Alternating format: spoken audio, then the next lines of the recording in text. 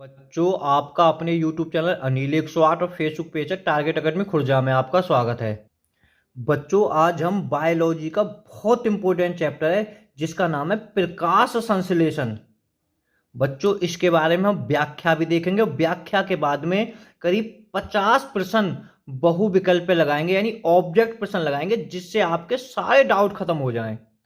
किसी भी एग्जाम की तैयारी कर रहे हैं बच्चों, प्रकाश संश्लेषण में से 1-2 नंबर का आता है। फिलहाल तो ग्रुप डी के लिए तो एकदम कह सकते हैं एकदम जहर है वीडियो ये। देखो बच्चों, बहुत संक्षेप में व्याख्या देख लेते हैं, पर हम बहुविकल्प प्रश्न ज्यादा कराएंगे। प्रकाश संश्लेषण इंग्लिश में बच्चों ये इसका नाम है। इंग्लिश में भी आप याद कर सकते हो बिल्कुल क्या होता है प्रकाश संश्लेषण, यानी प्रकाश का संश्लेषण यानी इकट्ठा करना। तो मैं एक बार बताऊं बच्चों, पहले परिभाषा पढ़ लेते तब समझ में आ जाएगा। पौधे में जो पौधा होता है उसमें जल, प्रकाश, पर्णहरित तथा कार्बन डाइऑक्साइड की उपस्थिति में कार्बोहाइड्रेट के निर्माण को प्रकाश संश्लेषण कहते हैं। बच्चों, कार्बोहाइड्रेट मतलब भोजन।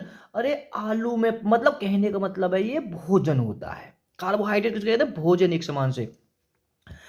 अब वो प्रकाश संश्लेषण में कौन की उपस्थिति होती है? एक तो जल होना चाहिए, जो पौधे में होगा जल, प्रकाश, पर्णहरित और कार्बन डाई की उपस्थिति में कार्बोहाइड्रेट के निर्माण को ही प्रकाश संश्लेषण कहते हैं।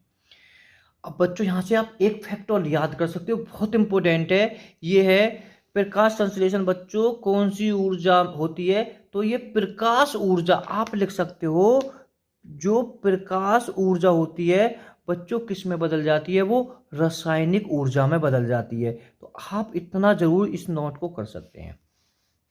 देखो बच्चों, इतना याद कर लीजिए, प्रकाश संश्लेषण का फॉर्मूला क्या है? बच्चों, CO2 का मतलब आपको पता होगा। CO2 का मतलब है कार्बन डाइऑक्साइड, और बच्चों H2O का मतलब पानी, यानी ये कुल मिला के इतना याद कर लीजिए कि प्रकाश संश्लेषण का फॉर्मूला है 6CO3 प्लस 12H2O। देखो, हम बस इतना देखेंगे, बाकी इसमें सब प्रश्न लगाएंगे। प्रकाश संश्लेषण के लिए आवश्यक क्या है? एक तो तुम्हारे कार्बन डाइऑक्साइड चाहिए, पानी चाहिए, क्लोरोफिल चाहिए और सूर्य का प्रकाश चाहिए। आप ऊपर पढ़ चुके हो। देखो, जो स्थलीय पौधे होते हैं बच्चों, भाई पौधे दो प्रकार के होते हैं, एक तो स्थलीय होगा, एक जलीय होगा। देखो यहाँ बड़े ध्यान से करना। जो स्थलीय, जो जमीन वाले पौधे होते हैं वो वायुमंडल से कार्बन डाइऑक्साइड लेते हैं। जो स्थलीय पौधे होते हैं, सॉरी, जो जलीय पौधे होते हैं बच्चों, जो जल में घुली हुई कार्बन डाइऑक्साइड होते हैं उसे लेते हैं।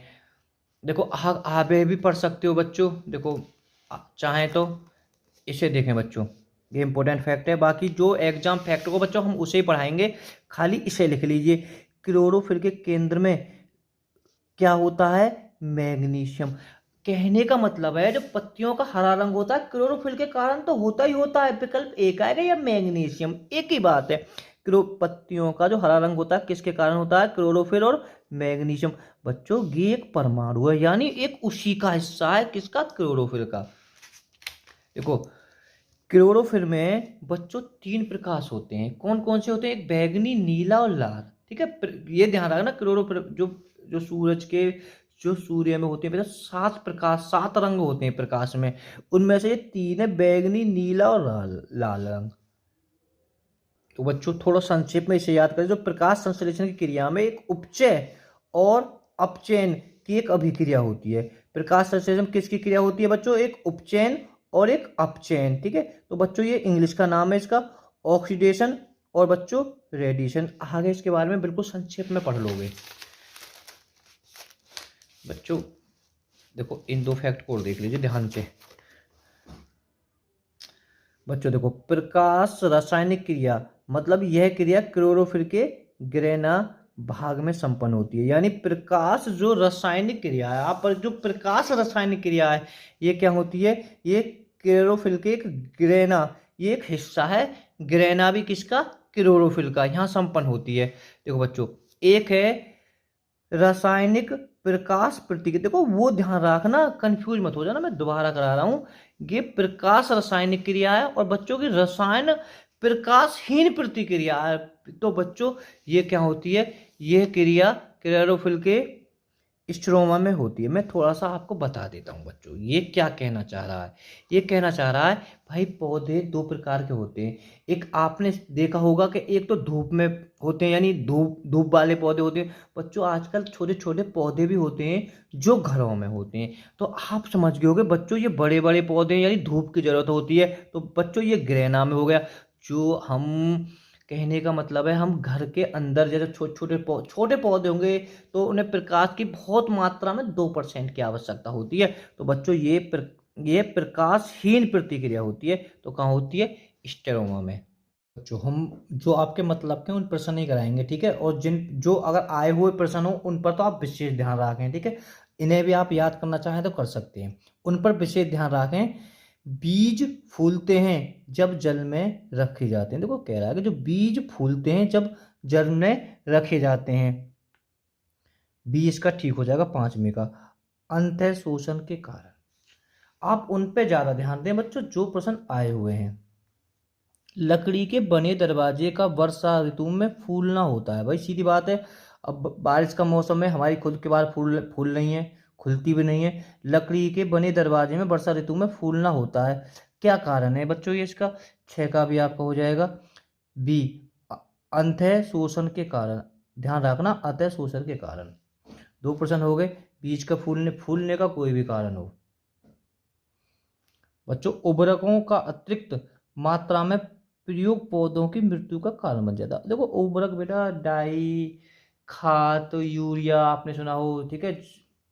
गांव के बच्चों को तो पता होगी। तो बच्चों की क्या है, पौधे की मृत्यु का कारण बन जाता है। क्यों बन जाता है बच्चों? इसका बी हो जाएगा, बाह्य परासरण के कारण। बच्चों देखो ये इंपॉर्टेंट है फैक्ट, आप इसे जरूर याद कर लें। इंपॉर्टेंट, पौधे में जल का परिवहन होता है। वेरी वेरी इंपॉर्टेंट है, आप इसे जरूर कर लें। मतलब पौधे में जल का परिवहन होता है जाइलम द्वारा। देखो जल से कुल जाइलम जाइलम है ना, कहीं फ्लोएम मत कर देना। अभी एक फ्लोएम का फैक्ट आएगा, मैं आगे बता दूंगा। पौधे में जल का परिवहन होता है जलायम द्वारा। आयो बेशक ना, पर लेकिन बेटा आगे की प्रश्न आपको मिल जाएगा पक्को। देखो भूमि में पौधे की जड़ों के लिए उपलब्ध जल होता है। देखो चलो, भूमि में पौधे की जड़ों के लिए उपलब्ध जल होता है। तो क्या होता है? केशिका जल। हाँ क्या क्वेश्चन है, 9 का बेटा 1 हो गया। 10 देखो बेटा, पौधे की वृद्धि के लिए कितने आवश्यक तत्वों की जरूरत है? जब ओह कितने तत्वों की जरूरत है बच्चों? 16 तत्व। पौधे की वृद्धि के लिए कितने आवश्यक तत्वों की जरूरत होती है? 16 के। बच्चों देखो, धान का खैरा रोग या लघुपत रोग किस तत्व की कमी के कारण होता है? आप इसे याद कर सकते हैं, ठीक है। जिस पे मैं निशान लगाऊं उसे तो आप पक्का याद कर लीजिए, और जो आए हुए प्रश्न है उनके कहने की जरूरत ना पड़े। तो बच्चों जस्ता, ठीक है। धान का जो खरा रोग है जस्ता या जिंक, क्या वो एग्जामों में आ चुका है ये। बच्चों देखो, फूल गोभी में बिटेल रोग किस तत्व की कमी से होता है? जो सैनी लोग हैं, जो फूल गोभी ज़्यादा करते हैं, जो खेती करते हैं, उन्हें तो बिल्कुल कर दिया होगे। 12 का बच्चा बी हो जाएगा, एम्बू, ठीक है। फूल गोभी में बिटेल रोग किस तत्व की कमी के कारण होता है? एम्बू। मुझे है कहा है एम्बू, इसके बारे में आप एक बार सर्च जरूर करके देख लेना कि एम्बू है क्या चीज़। पत्तियों की हरिमहीनता किसकी कमी से होती है? कहने का मतलब है जो पत्ती हरी होती हैं, जो उनकी हरी हरी कम होने के बाद में पीले रूप में बदलने लगे, तो बच्चों किसकी कमी से होती हैं वो? 13वें का बताएं। बी ठीक हो जाएगा, मैग्नीशियम। पत्तियों की हरिता किसकी कमी से होती है? अगर मतलब हरी होनी कम हो जाएगी, मैग्नीशियम पत्तियों को हरी करता है बच्चों। पौधे में बाष्पोसर्जन किसकी प्रक्रिया है? हाय हाय रे। तो किसकी है बच्चों? 14 का बी हो जाएगा, जल हानि। देखो पौधे में बाष्पोसर्जन किस की प्रक्रिया है? जल हानि। कर भी ना सको इस क्वेश्चन को। 14 का बी।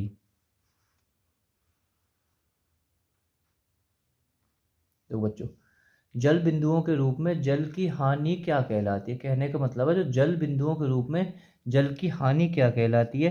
तो बच्चों 15 का हो जाएगा डी, बिंदु स्राव। ये दोनों प्रश्न बड़े इंपॉर्टेंट है, आप इन्हें जरूर याद कर लें।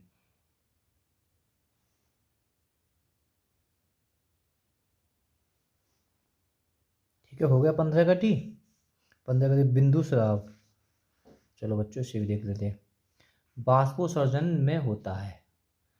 तो बाष्पोत्सर्जन में क्या होता है, 16 का हो जाएगा बी, पत्तियों से पानी वाष्प के रूप में निकलता है। ठीक है, बाष्पोत्सर्जन का क्या कारण, पत्तियों से पानी वाष्प के रूप में निकलता है। इस तरह से 16 का सी हो गया, ये सी। 17वां प्रश्न, बाष्पोत्सर्जन मापी यंत्र है। जो बाष्पोत्सर्जन मापी यंत्र क्या है, डी हो जाएगा इसका, पोटोमीटर। पौधे में बाष्पोत्सर्जन की क्रिया किस में होती है। तो जो पौधे में बाष्पोत्सर्जन क्या है, अभी हमने ऊपर पढ़ लिया था, पत्तियों से, मतलब हमने 16वें प्रश्न में आपको बच्चों देखा था कि बाष्पोत्सर्जन का क्या कारण है, पत्तियों से पानी वाष्प के रूप में निकलता है, यानी पत्तियों से पानी भाप के रूप में निकलता, हम देख नहीं सकते। तो अब 18वां प्रश्न बच्चों इसी से लिंक है बिल्कुल। तो पौधे में बाष्पोत्सर्जन क्रिया किस में होती है, अच्छा पूरा पौधा में, वाह आरआरबी में आया क्वेश्चन है, तो ये तो पत्तियां गलत कर देते बच्चे इसके। तो पूरे पौधा में होती है बाष्पोत्सर्जन। चलो ये कोई बात ना, अभी याद भी हो जाएगा तुम्हें। 18 का डी हो गया। जो आए हुए प्रश्न है उन पर बच्चों जरूर ध्यान दें।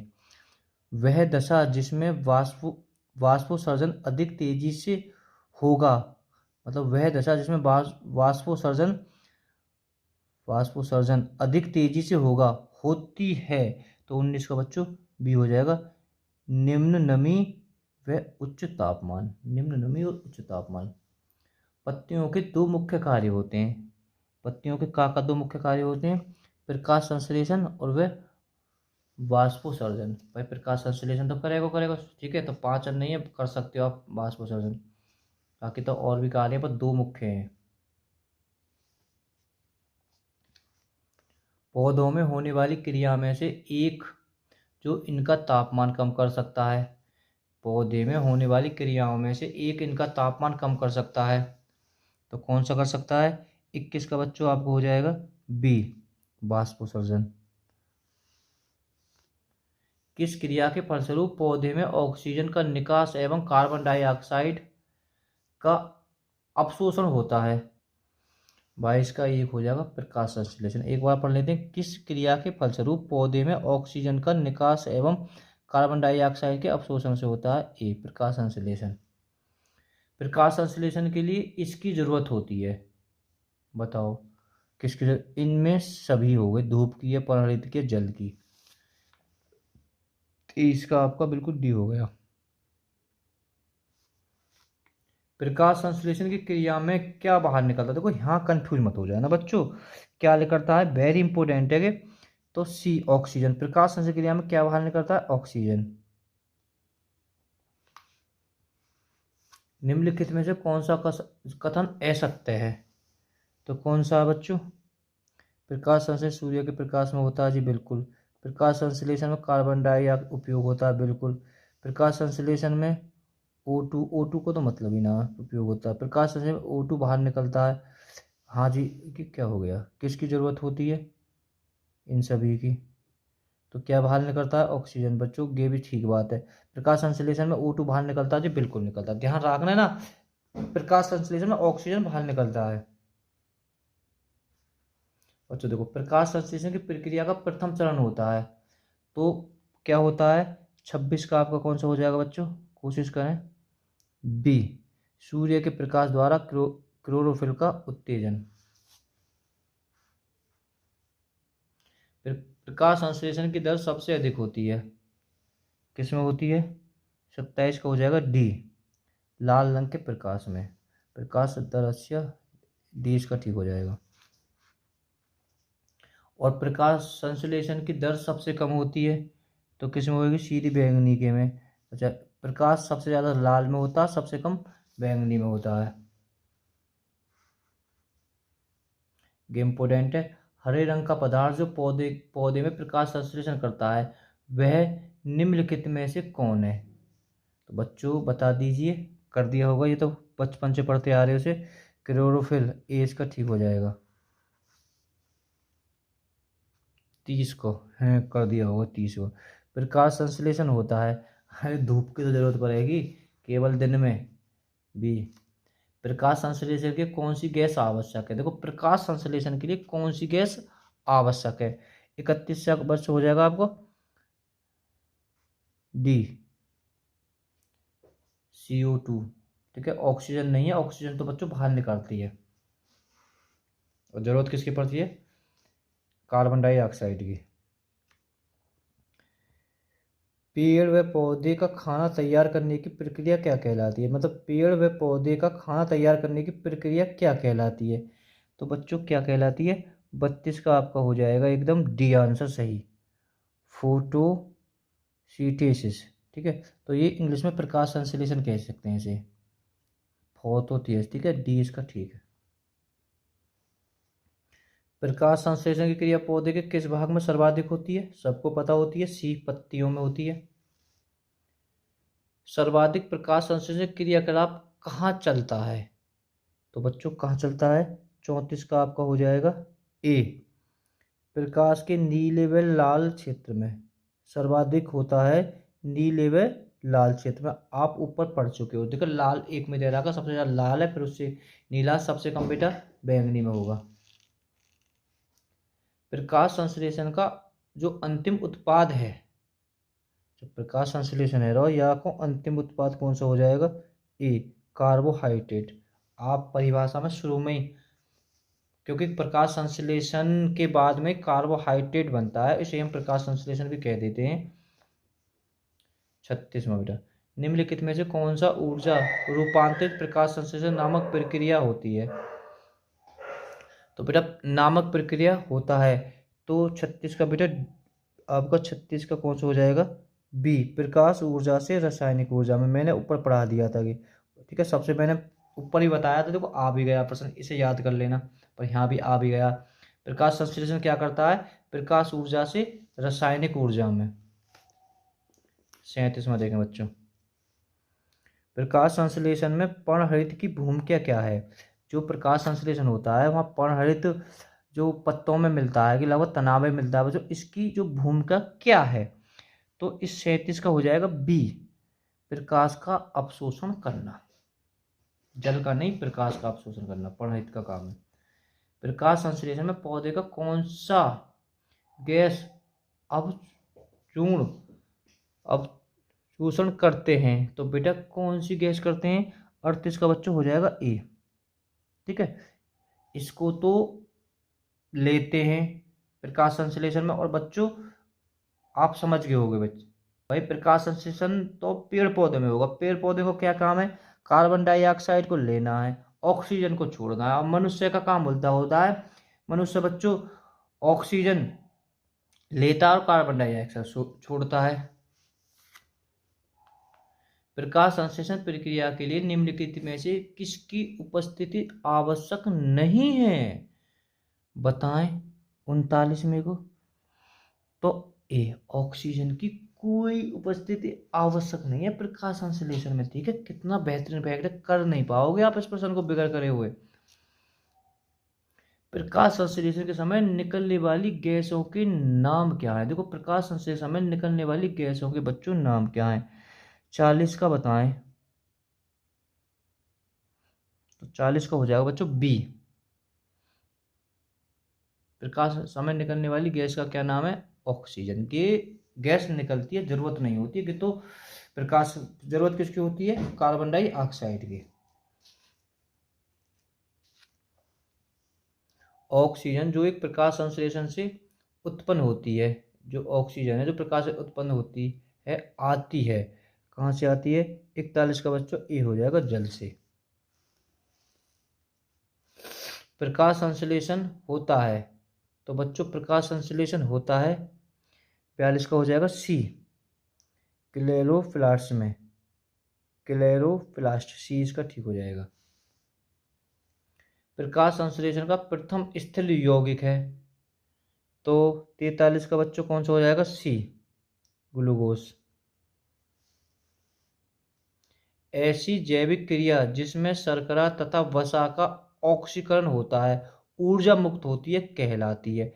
ऐसी एक जैविक क्रिया जिसमें शर्करा वसा का ऑक्सीकरण होता है तथा ऊर्जा मुक्त होती है, कहलाती है। तो इसका 44 का हो जाएगा ए, श्वेसन।